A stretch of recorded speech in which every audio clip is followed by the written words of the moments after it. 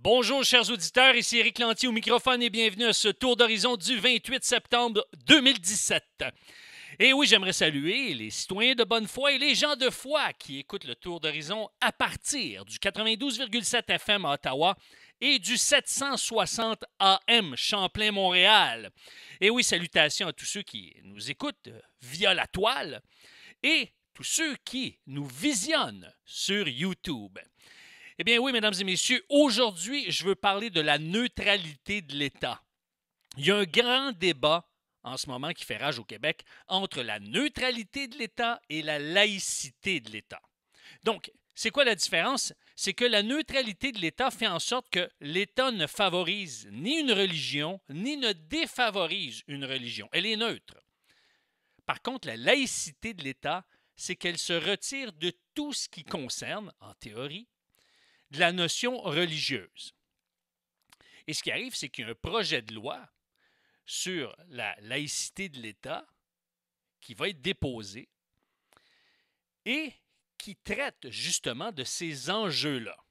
Mais il y en a un qui est particulier, mesdames et messieurs, c'est l'article 4 du premier chapitre, section 2, qui dit qu'un membre du personnel d'un organisme public doit faire preuve de neutralité religieuse dans l'exercice de ses fonctions.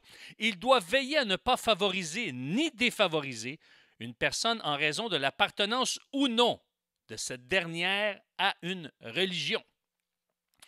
Et ce que la ministre Stéphanie Vallée, la ministre de la Justice, voulait, c'est que ça s'applique aux parlementaires. En d'autres mots, nos députés, nos représentants, ceux qu'on a élus.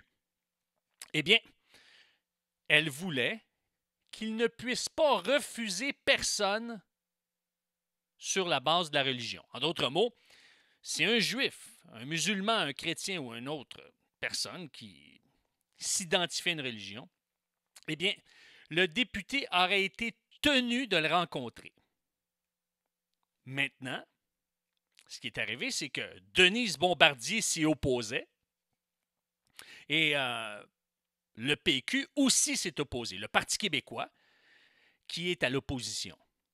Mais ce qui est arrivé, c'est que la pression du Parti québécois est venue à bout de la ministre. La ministre a fait volte-face. Et ce qu'on apprend sur les pages de la presse et du Huffington Post, eh bien, c'est que le Parti québécois ne voulait pas que les députés soient soumis à l'obligation de neutralité religieuse, ce qui les aurait forcés à rencontrer des groupes religieux sous peine d'être visés par une plainte. Or, le gouvernement exempte les élus de cette obligation afin de préserver leurs privilèges parlementaires. Mais savez-vous qu'est-ce que ça veut dire, ça, mesdames et messieurs? Ça veut dire que des représentants d'un groupe religieux n'ont plus accès à la démocratie. C'est ça que ça veut dire.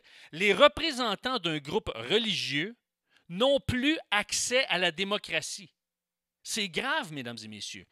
Si un député peut nous refuser l'accès, comme c'est déjà arrivé, je connais un pasteur dans la région de Montréal qui a été refusé, que son accès lui a été refusé par un député fédéral à cause de ses convictions religieuses et de ses valeurs.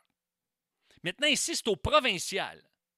Mais il reste que néanmoins, que ce soit au provincial, au municipal ou au fédéral, mesdames et messieurs, qu'on ait des valeurs, des croyances religieuses de foi théiste ou athéiste, on fait partie de la démocratie. On paie des impôts, des taxes. On est membre de cette société. Et je ne vois pas pourquoi on serait refusé sur la base de convictions religieuses.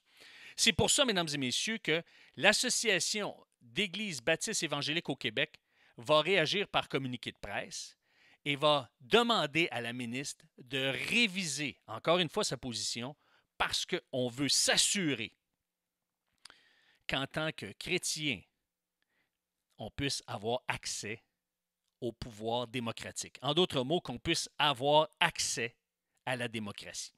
Maintenant, j'aimerais lire vos commentaires. Je vous invite à réagir sur ma page ériclantier.net.